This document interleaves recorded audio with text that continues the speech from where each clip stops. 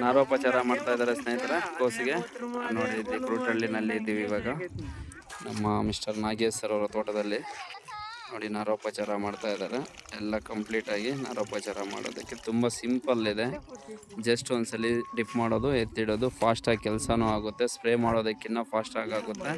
ಆದರೂ ಕೂಡ ಒಳ್ಳೆಯವರಿಗೆ ಡೆವಲಪ್ಮೆಂಟ್ ಚೆನ್ನಾಗಿ ಸಿಗುತ್ತೆ. ವೈಟ್ ರೂಟ್ಸ್ ಡೆವಲಪ್ಮೆಂಟ್ ಎಲ್ಲ ಆಗೋದಕ್ಕೆ ಇದು ತುಂಬಾ ಅನುಕೂಲ ಮಾಡೋದ್ರಿಂದ ಈ ಥರ ನಾರೋಪಚಾರ ಮಾಡ್ತೀವಿ.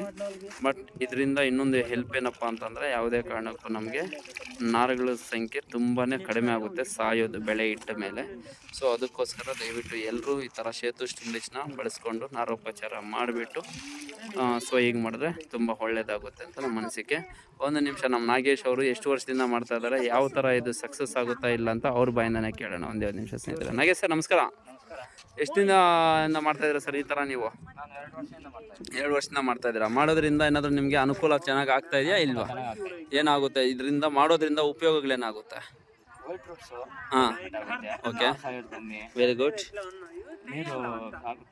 ನೀರು ಕಮ್ಮಿ ಆದ್ರೂ ಬೆಳೆ ಸಾಯ್ದಂಗೆ ತೇವಾಂಶ ಹಿಡ್ಕೊಂಡಿರುತ್ತೆ. Very good.